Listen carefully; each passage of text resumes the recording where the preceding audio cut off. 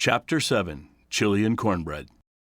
We had struggled throughout 2009 with so many problems that were just plain ridiculous, but kept us mired in quicksand and mud trying to pull the cart free from the ruts of the past.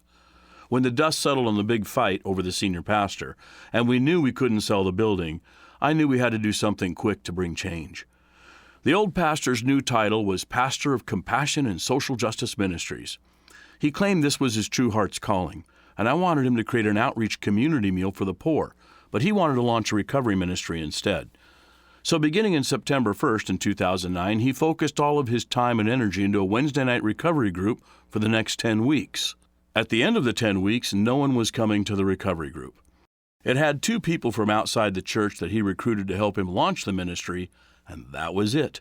No one else had come. That's what helped him decide to resign. In early September, the same time the former pastor was trying to get his recovery group off the ground, my wife and I turned our attention to the community meal. On a wet Monday night in 2009, she and I put together a huge vat of chili and several sheets of cornbread. While she put the finishing touches on the meal and got the gym ready, I walked the back alleys and the side streets of the neighborhood with a little flyer I had made, inviting every addict, prostitute, downtrodden, brow-beaten, lonely soul I could find to come to the church for a free meal and to watch Monday Night Football with us. My little flyer said, "Come on in for a free meal and Monday Night Football for the neighborhood." It also listed 3 rules everyone was to follow. 1, don't come hired drunk. 2, be polite. And 3, don't ask for money. They drifted in by 2s and 3s. They came in cautious and wary, like zebras at the lion's favorite watering hole. Some of them acted nervous and skittish, like they thought we would get hit by lightning or, worse yet, pounced on by a pamphlet-wielding Bible thumper. They finally settled in at the various round tables scattered across the gym floor, and they settled in to watch the game. Football is a great conversation starter and a community builder. One lady walked up to me and introduced herself, asking me exactly who I was. "I'm the pastor here," I assured her as I stood there wearing blue jeans, a sweatshirt, and a baseball cap. "I couldn't believe it when you came around passing out that flyer, inviting us to come to this place for a meal. I've been homeless down here for 10 years, and this church never does nothing for nobody." "Well, I'm here now, and maybe between you and me, together we can change all that." I didn't know it then, but she would later become a friend of mine. She and her heroin addict boyfriend would help me paint my office. The 2 of them would later drift into church, have an experience with Jesus, and get a life back. But this first night, it was all about free food, football, and introductions. I stood by the entry door for a while greeting everyone that came in. One guy asked me doubtfully, "You're the pastor?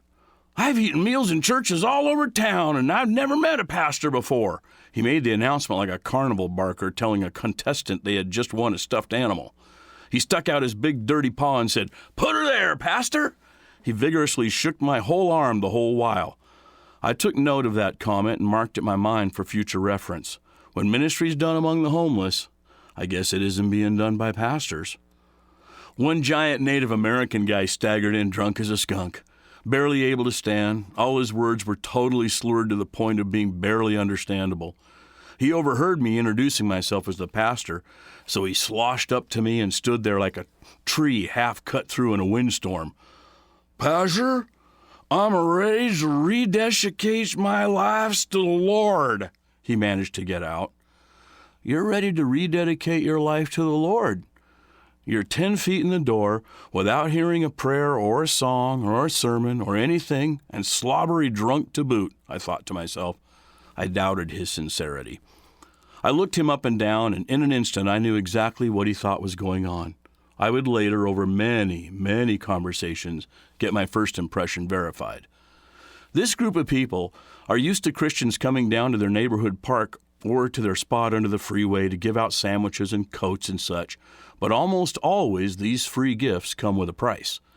The price is hearing a sermon or listening to a worship team or getting a tract read to you or other such performance-driven marketing tools being thrust upon the poor and the homeless before a meal can be eaten or a coat can be worn. Usually, the team loads back up on the van, bus, or truck and doesn't come back until next month, or more often, next year. We saw this quite a lot in our neighborhood, especially at Thanksgiving and Christmas. Do-gooder Christians come out of the woodwork at those times twice a year when it's seasonally fashionable to care about the poor. Then they disappear. They, just like the average folk who go to church at Christmas and Easter and think it suffices, Christians help the poor at Thanksgiving and Christmas and think it's enough. If the poor homeless drug addict pretends to pray a conversion prayer and get saved, they often then tap the sappy believe everything you tell them do-gooder Christians with a sob story of hardship. And then they score an extra sandwich or get another blanket for their non-existent girlfriend who is too sick to come down here. Or score money for some supposed prescription medications that they can't afford, but which will save their lives. I swear my first 4 months doing this kind of thing, every fourth person I met was diagnosed with cancer. After the Christians load up in their bus and drive away, the homeless laugh and mock at what naive saps these guys are. And then they spend the time gloating, showing off what they scored from them while wishing and hoping they come back next week too. The gospel had become a con game. This is what the homeless in our area usually think. I pretend to accept your Jesus, and I get extra stuff from you. But you Christians have no intention of having me in your church or inviting me to your home for a Bible study or being my friend. I've never had a Christian ever take the time to simply ask me my life story, or want to be my friend, or care about my opinions or insights. It's all just a push to get people converted with the use of a pamphlet or tract, and then back to the suburbs. But you actually don't care about any of us as people. I saw all that in the drunken native's slurred proclamation. He even knew the right church insider lingo, for crying out loud. How many dedications and rededications do you suppose he had been through? I looked up at him and patted him on the shoulder and said gently, "Hey man, there's one thing we really don't like around here, and it's religious hypocrites. You don't have to be one here.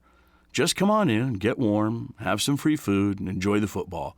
If you ever really want to talk about God sometime in the future, let me know."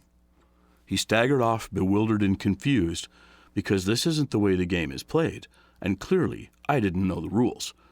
But I've always been a rule breaker. During the commercials, I turned down the TV and gave away gloves, blankets, and hats and such using trivia questions. I had one sports question, one Bible question, and one general history or knowledge question. It was fun. Fun is something I found out they almost never get anywhere. My wife and I thought that we would hold the meal and watch football, and in the process of getting to know them, we would discern what kind of ministry to start. It turned out this neighborhood community meal was the ministry. We built camaraderie and respect and made friendships fast. After that first night, we only had 2 rules. Be polite, don't ask for money, because we didn't have any. They were polite too.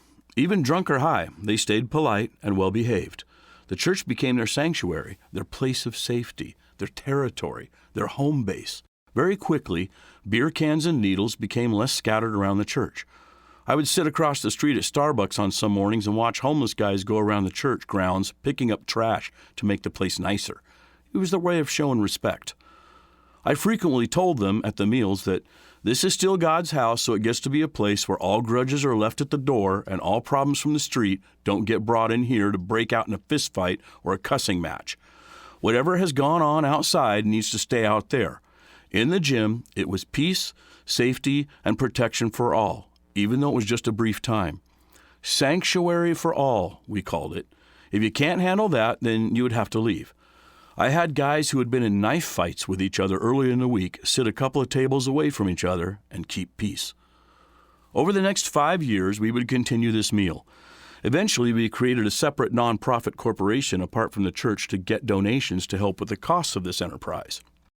We called this ministry Streetwise. We didn't know it then, but we would find ourselves raising up to $40,000 a year through this ministry, and it would be the only thing to save the church in the end. Little by little, the neighborhood folks began to trust us, and one by one started coming to church services on Sunday mornings.